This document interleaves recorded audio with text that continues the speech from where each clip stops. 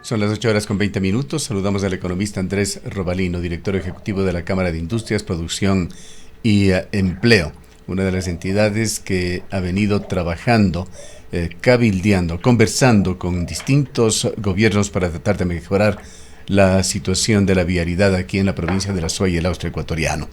¿Qué conclusiones se sacaron de la sesión o sesiones que se mantuvo, incluyendo en esto las visitas, las inspecciones que hicieron por lo menos a dos vías, una urbana y otra rural aquí en la ciudad de Cuenca, en forma conjunta con el ministro Roberto Luque el pasado viernes?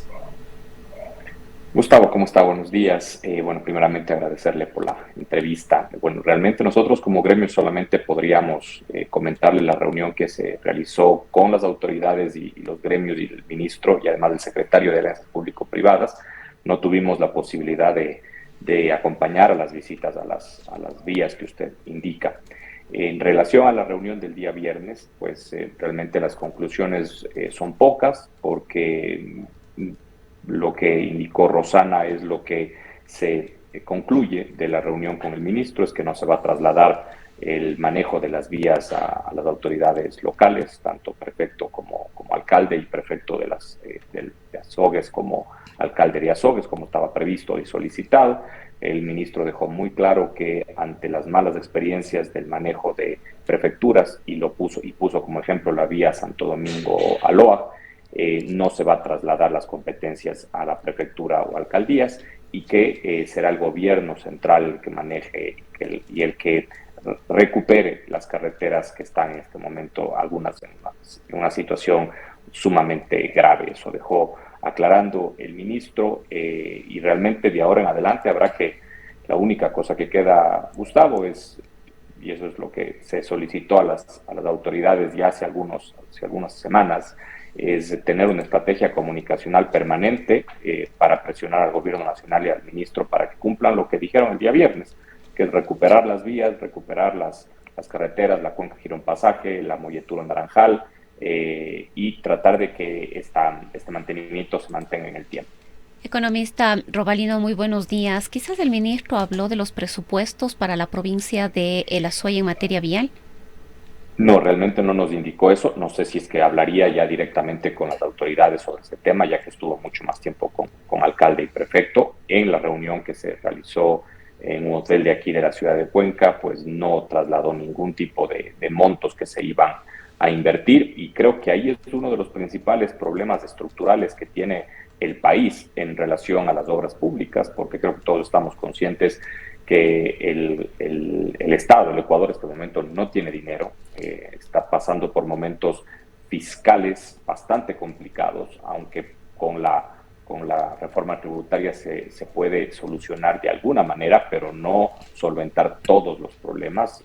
El déficit fiscal llega hasta más o menos 6.000 millones de dólares, y con las reformas tributarias se llegará a 1.500, 1.800 millones de dólares, así que el Ecuador seguirá con problemas fiscales durante este año bastante complejos. Y a eso, Rosana, hay que sumarle un tema que poco se toca, que es la reforma legal que requiere el país para que, por ejemplo, a la SUAY le lleguen los ingresos que requiere. Actualmente la ley en el Ecuador indica que la SUAY, al tener indicadores sociales sumamente altos a comparación de otras provincias, el monto que paga de tributos, que es alrededor de 900 millones de dólares, más se distribuye a provincias que están por debajo de esos indicadores que tiene la SUAY y que tiene Cuenca y los cantones de la provincia de la SUAY, y por lo tanto a la SUAY no requiere, no es una provincia que necesita fondos públicos para poder responder a esas necesidades que otras provincias sí las tienen, y por lo tanto acá a la SUAY o a Cuenca le llegan entre 150 y 190 millones de dólares Esto de los se 900. traduce en el Entonces, Código Orgánico Financiero, que es el instrumento legal que hay que exactamente, cambiarlo. exactamente, Gustavo, y eso casi no se habla. Hemos conversado con los asambleístas, les hemos dicho a las autoridades, pero también es un tema que debe darse dentro de la Asamblea, y creo que todos sabemos muy bien que cuando se abre una posibilidad de reforma de ley en la Asamblea, se abre una caja de Pandora que uno no sabe cómo saldrá esa reforma a la ley. Entonces, el problema no solamente es trasladar fondos, es que esos fondos sean trasladados de manera permanente, porque si esperamos solamente el favor del ministro de turno, y no se modifica, como usted bien indica, la ley, Gustavo, pues obviamente este tema va a ser, es un círculo vicioso que no se terminará nunca. Ahora, el ofrecimiento, economista Robalino, fue brindar mantenimiento. ¿En qué quedó el tema? Si es que se habló en este encuentro con el ministro Luque del nuevo acceso sur de la autopista o la nueva autopista Cuenca-Guayaquil, sobre la cual en algún momento hubo ya algunos avances. La Cámara, la CIPEM, trabajó con la Universidad de Cuenca. Al parecer hubo unos acuerdos con países de fuera. En fin, ¿cómo se quedó esta situación? Y un compromiso muy concreto de Daniel Noboa de apoyar este proyecto.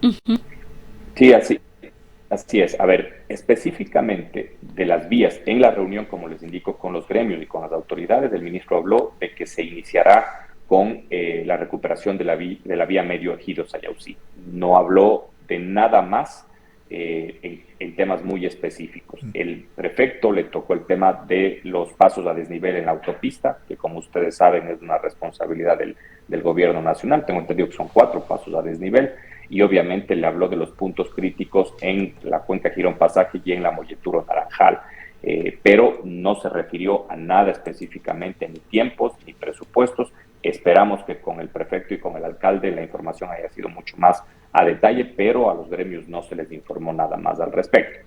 En relación a la nueva vía Cuenca-Guayaquil, penosamente han habido varios retrasos al respecto. La última reunión entre el gobierno nacional y el gobierno coreano fue el 1 de diciembre, en donde conocemos que estuvieron presentes la canciller, el ministro Luque, el embajador de Corea, la institución COTRA, que es una institución de atracción de apoyo a la inversión pública, y la empresa coreana, pero después de ese 1 de diciembre no han habido más avances.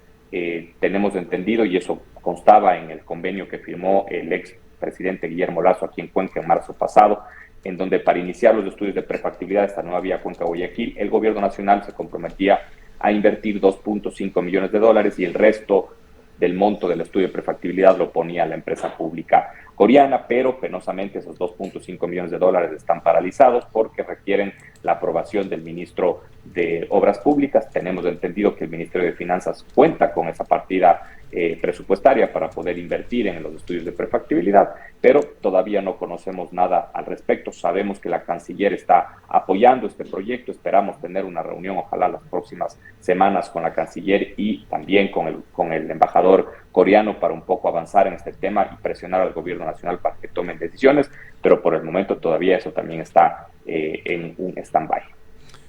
Hay, por otra parte, unos 500 kilómetros de vía que se supone debe mantener el Ministerio de Transportes y Obras Públicas, pero no tiene ni maquinaria ni dinero. Han salido uno tras de otro los directores zonales, 2 de ellos, los últimos, bajo protesta. El propio Ministerio de Transportes y Obras Públicas, en alertas que emite de vez en cuando, califica permanentemente a las vías de la SUAY, a las principales, como carreteras en malas condiciones. El ministro, en definitiva, en esta visita, además largamente esperada, no delineó un plan de acción, una hoja de ruta, un cronograma. Cabe recordar que es un gobierno corto. En diciembre habrá un cambio, tendrá que encargar posiblemente antes incluso la presidencia de la República Daniel Noboa al vicepresidente o a quien ocupe las funciones en ese momento, y está muy claro y fresco lo que pasó en el gobierno anterior de Guillermo Lasso con el último ministro César Ron, quien jugó con el tiempo y la ambigüedad de sus declaraciones para terminar haciendo prácticamente nada. Específicamente el ministro nos habló del préstamo que tiene aprobado del Banco Mundial, y ese préstamo indicó el día viernes que va dirigido hacia mantener maquinaria permanente en las carreteras de la provincia de la SUAY para cumplir con los objetivos que tiene el gobierno de recuperar esas vías. Eso fue exactamente lo que dijo. No habló de montos, no habló ni de tipo de maquinarias, ni de nada por el estilo. Ni cronograma. Indicó de ni cronograma, indicó esta aprobación que tiene del préstamo del Banco Mundial, y que iba dirigido específicamente a mantener maquinaria permanentemente en las vías de la SUAY, que voy a ser bastante positivo. Si es que eso ocurre, realmente podría ser un cambio bastante interesante, porque justamente uno de los grandes problemas, Gustavo y Rosana, que ustedes recuerdan en las vías de las Ollas, es que no ha habido maquinaria. Entonces, el momento en que hay una caída de material desde la montaña, han tenido que llegar o el municipio o la prefectura, pero no hay maquinaria del ministerio que pueda apoyar. Entonces, en este caso, si es que se logra eso, será un paso hacia adelante, sí, pero obviamente, insisto, esto no será permanente si es que la situación de la distribución y de la inversión pública en el Azuay no se cambia de manera estructural. Entonces, esto es un tema mucho más de fondo que solamente el interés o la apertura de un ministro a tomar decisiones con respecto a la obra pública. Pero quizás, economista Robalino, todavía nos quedamos a la expectativa de ver cuándo, cómo y... Es decir, hubo un encuentro, un acercamiento, ha sido importante de alguna manera la presencia del ministro, pero nada concreto en definitiva. A nosotros no, pero como le digo, Rosana, seguramente, y eso asumimos, que al haberse dado esta, no sé si se llama comité, creo que es la mesa de obra pública o de infraestructura que se dio en Girón, yo asumiría que en esa mesa se habló, ¿en Girón o en Santa Isabel? No recuerdo muy bien. Girón. En Girón. En esa mesa, con el ministro presente y con las autoridades de la provincia, asumiría yo que ya se trasladó ese discurso a cronogramas, a presupuestos, a tiempos y demás, porque si no, realmente es una visita que no surtió o no surtirá ningún efecto. En lo que se refiere a impuestos, usted ha refrescado que el Azuay paga 900 millones de impuestos anuales.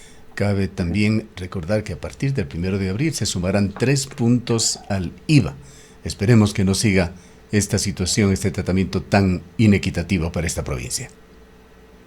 Sí, bueno, eso depende también de la Asamblea Nacional. Sí, sería importante conocer la posición de los 5 asambleístas que nos representan en relación a este tema, porque una de las razones por las cuales no llega dinero a la Azuay es esa. Es uno de los grandes problemas, los problemas estructurales, pero por encima de eso, el problema del Ecuador, aunque tuviéramos una distribución más equitativa del presupuesto del Estado, el problema del Ecuador en este momento es una falta de dinero bastante complicada. Como les indiqué, 6.000 millones de dólares más o menos de déficit fiscal. Con la reforma tributaria se tendrán 1.500, 1.800 millones en el mejor de los casos. ¿Qué va a pasar con el resto? Es un problema que no se sabe cómo se va a solucionar. El Ecuador tiene que buscar no solamente, y como han hecho los últimos gobiernos, no solamente incrementar impuestos, porque penosamente terminamos pagando los mismos de siempre, sino primero el SRI debe comenzar a controlar a los informales e ilegales, especialmente a los ilegales, ya que el informal generalmente, no todos por supuesto, generalmente es un microempresario o un emprendedor que al ser sumamente complejo ser formal en el país, la única opción de sobrevivir es siendo informal. A ese tipo de empresarios hay que ayudarles a formalizarles, a que se les facilite la vida formalizándose y darles incentivos para eso. Pero también en el Ecuador hay un grupo muy grande de ilegales y de informales que lo que buscan es ir en contra de la formalidad y se han hecho sumamente millonarios utilizando ese sistema, y eso obviamente va en contra de los que sí pagamos impuestos, porque competir contra un informal, contra un ilegal es prácticamente imposible. A eso también hay que sumarles los ingresos que requiere el Estado en base o los ahorros que requiere el Estado en el tema relacionado a subsidios de combustibles. No puede ser posible que sigamos subsidiando combustibles, especialmente a actividades que sí generan rentabilidad. No es lo mismo utilizar un gas licuado del petróleo para cocinar que utilizarlo para calentar una piscina. No es lo mismo utilizar el gas en una casa para cocinar que utilizarlo en un restaurante para ganar rentabilidad. Entonces, ese tipo de situaciones tienen que modificarse en el país. Penosamente hemos estado capturados en el tema relacionado a los subsidios y ojalá que no lo sigamos haciendo, y si es que es así, que el presidente tome decisiones lo más pronto posible, porque no solamente eliminando el subsidio de la gasolina extra hueco se soluciona el problema. Hay que focalizar los subsidios al diésel, al gas licuado, al petróleo de manera inmediata, y también hay que buscar otro tipo de ingresos que ayuden a financiar el presupuesto del Estado, y eso tiene que ver con extracción petrolera y extracción minera, aunque yo sé que usted, Gustavo y Rosana, están en contra de eso, pero de alguna manera hay que buscar ingresos en el sector turístico también, impulsar el sector turístico, porque es un sector que de alguna manera ha ayudado, a ejemplo es Cuenca, ha ayudado a mejorar los ingresos de la ciudad y podría hacer lo mismo con el país. El país debe expandirse en la búsqueda de ingresos, mejorar las exportaciones, incentivar la producción, y con eso se va a dar un crecimiento en los tributos, en el empleo y un círculo virtuoso, lo que actualmente no lo tenemos. Bien, con respecto a la acción conjunta de las autoridades, no solamente Azuayas, de Cañar, del austro del país, que en varios foros se ha hablado, incluso se ha comprometido. Cabe indicar que el alcalde de Girón, en entrevista el pasado día viernes, no conocía ni recordaba a 3 de los asambleístas, solamente decía haber hablado con Adrián Castro y Diego Matobelle. Es muy importante la acción de los asambleístas por la calidad que tienen de ser también fiscalizadores. Pueden llevar a un ministro de Estado a que dé cuenta sobre cómo está manejando las cosas, pero aparentemente no hay una acción conjunta de los asambleístas y probablemente en la mayoría de ellos muy poca conciencia sobre cómo defender los intereses de la SUAY. Queremos agradecerle por su presencia, economista Robalino. A las órdenes, Gustavo, un gusto. El economista Andrés Robalino es director ejecutivo de la Cámara de Industrias, Producción y Empleo en la ciudad de Cuenca. Son las 8:37.